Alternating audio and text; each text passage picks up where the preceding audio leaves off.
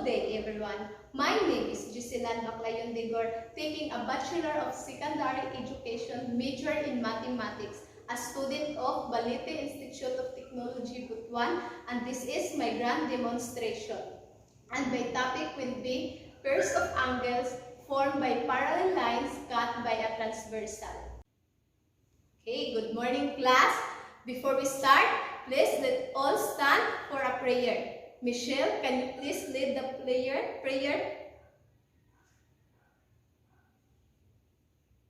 Amen. Thank you, Michelle. So, once again, good morning, class. Okay, before we start, let me ask first. Is everyone present? Okay, that's great that all of you are here. Now, before we proceed to our proper discussion, let us first have an activity. Now, in this activity, I will divide the class into 4 groups. Group 1 must be here, and group 2 at the back, group 3 here, and group 4 at the back. Okay, now that you have that, I have here a word box with 3 jumbled letters. All you have to do is to arrange it first so you could answer the following question. Is that clear? I can hear you. Is that clear? Okay, very good. Now that you understand, I will only give you 5 minutes to answer it. You may now start. Okay, are you done? Okay, very good. Please pass your paper at the front. Okay. Now, class, how did you find or how did you get the correct word in this jumbled letter? Okay, that's right. You get it from the meaning. How about anyone? Okay, you got it because the word here is familiar to you. What else? Okay, you have any ideas that you could answer or you could find the correct answer. Now, remain in your group because we will have another activity.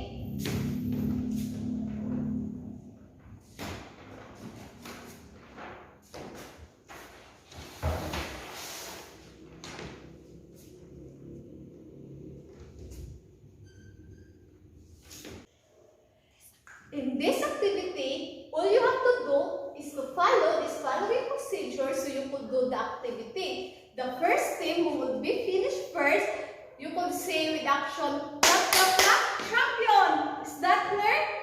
Okay. And the winner will be have additional points in our quiz later. Now, I only give you 5 minutes to do it. You may now start. Okay, congratulations, group 1. They finished it first. Let's give them champion claps again. Champion! Okay, very good. Now, to draw this figure in this following procedure, let me draw this. Step 1 will be draw a horizontal line and label it as line L1. Okay, let's draw.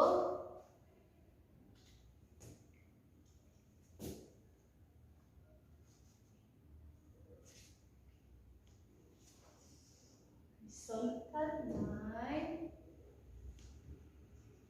Okay, and label it as L1. Step 2, draw another horizontal line below the line L1 and leave it as line L2.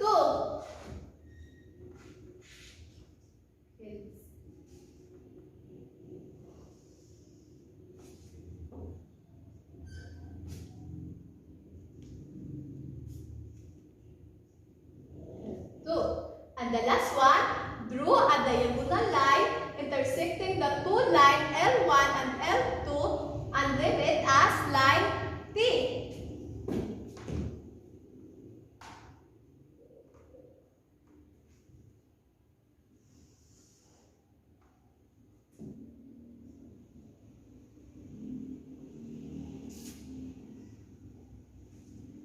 Now class, we have the figure now. Are we the same figure in your work? Okay, very good that we have the same figure. Now class, this two line here is what we call parallel line, and the diagonal line here is what we call, what is it? Very good, a transversal line. Now let's label it together. This must be angle 1, 2, 3, 4, 5, 6, 7, and 8. Now class, that we have the figure and we already label it. Now let's discuss about the pairs of angles. Pairs of angles. Let's begin with angle 3 and angle 6. Now class, are the two angles adjacent or not? Yes, Noel. Okay, that's right, Noel. It is not adjacent because they don't have common side. Very good. Are the two angles located on the opposite side of the transversal? Yes, Michelle? Very good. It is very obvious in the figure that angle 3 is on the right side while angle 6 is on the left side. So, now what other characteristic which has what other angles which has the same characteristic with angle 3 and angle 6? Yes, Rochelle. Okay, that's right. It is angle 3 and angle 4 and angle 5. Okay, very good. So now, what do you think about angle 4 and angle 5? Yes, very good. The angle 4 and angle 5 are not adjacent because they don't have common side. Yes, Larissa? That's right. Angle 4 and angle 5 are also located at the opposite side of a transversal. So now, class,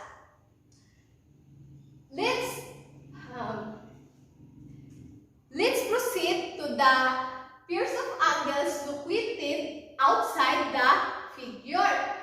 Okay, what angle it must be? Yes? Very good. It is angle 1. What else? Angle 2. What else? Angle 7. What else? And angle 8. Is there anything else? Okay, very good. It is only 4 angles located outside the figure. Now class, let's proceed to the angle 1 and angle 8. Angle 1 and angle 8.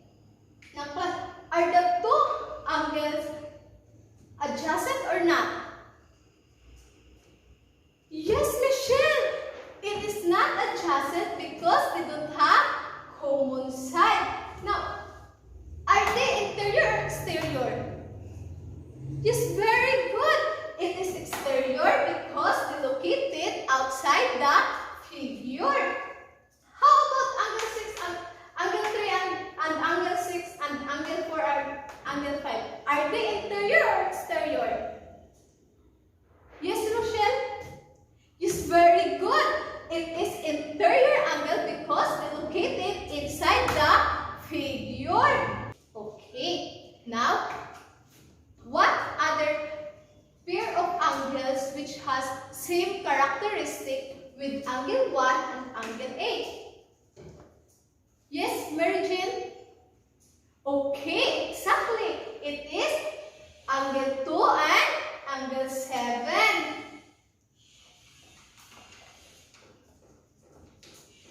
Now, are they interior or exterior?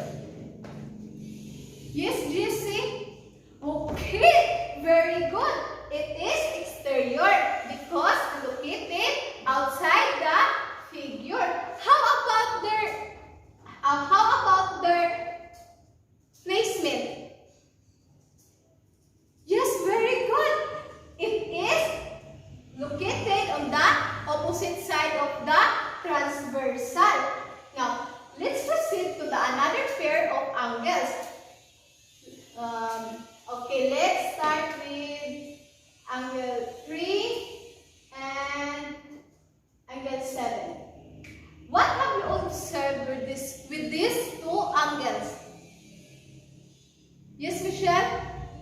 Okay, very good. Angle 3 and angle 7 are not adjacent angle because they don't have common side. Okay, are they interior or exterior? Yes, Noel? Yes, very good. The two angles are interior and exteriors because they are located on the figure. Angle 3 is located in the inside of the figure. That's why we call interior. While angle 7 is located outside the figure, that will be called exterior. Okay, very good. How are you going to explain their placement? Yes, Rochelle. Okay, very good. It is located on the same line of the transversal. Very good. Now, aside from angle 3 and angle 7, what are other pair of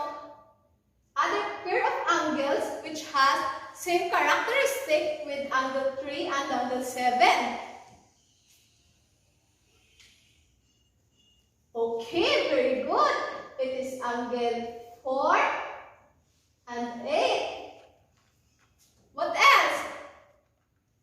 Okay, that's right. Angle 1 and angle 5. Is there anything else? Yes, Christine? Okay, correct. It is angle 2 and angle 6. Okay, aside from angle 3 and angle 7,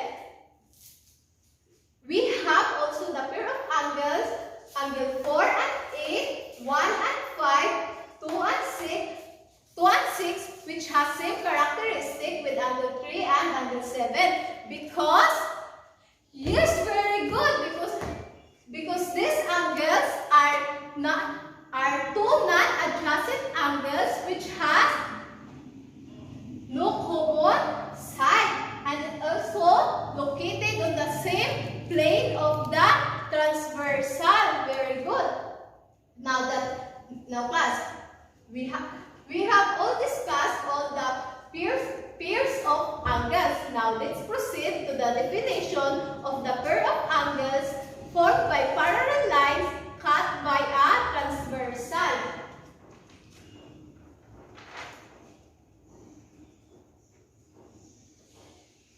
Okay, Teresa, can you please read the first one? Okay, thank you, Teresa. Alternate interior angles are two non-adjacent interior angles on the opposite side of a transversal. Now, class, based on this figure, what pairs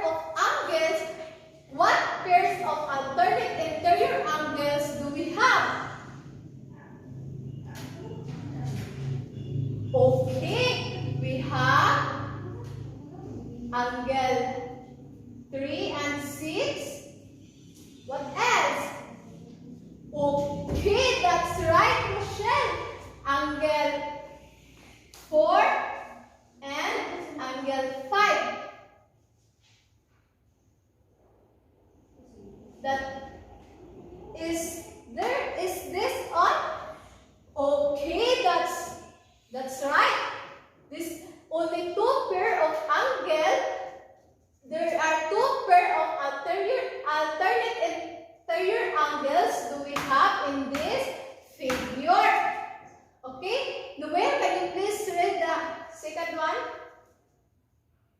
Okay, thank you, Noel. Alternate exterior angles are two non-adjacent angles on the opposite side of the transversal. Based on this figure class, what pairs of alternate exterior angles do we have? Okay. We have angle 1 and 8. And what else? Okay, that's right, Teresa. That's right. Angle 2 and 7. Is there anything else? Okay, very good. Only these two pair of alternate exterior angles do we have on that figure. Now let's proceed to the last one. Okay, please read the last one. Okay, thank you. Corresponding angles are two non-adjacent angles.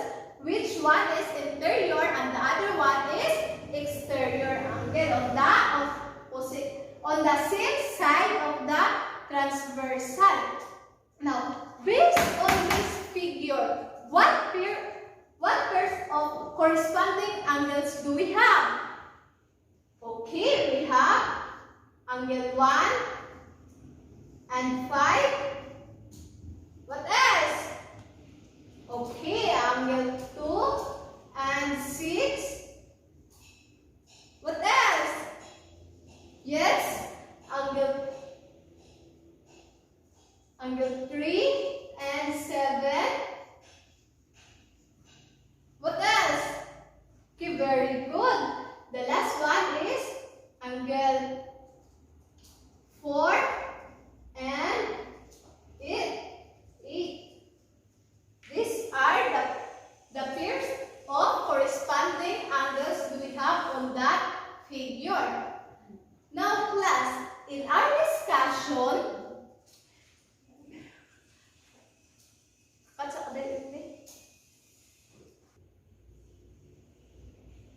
okay class, we will have done discussing the pairs of angles formed by parallel lines. Now, let me ask you something. In our real world class, how are parallel lines being applied? Okay, yes, it is. Very good. The concept of parallel lines is used in making buildings, houses. Okay, that's right. Windows, doors. Okay, that are some examples of parallel lines being used, being applied in our real world. Now, do you have any question, clarification? Okay, there is none. Now, let's proceed. Please get one more sheet of paper and answer this following question.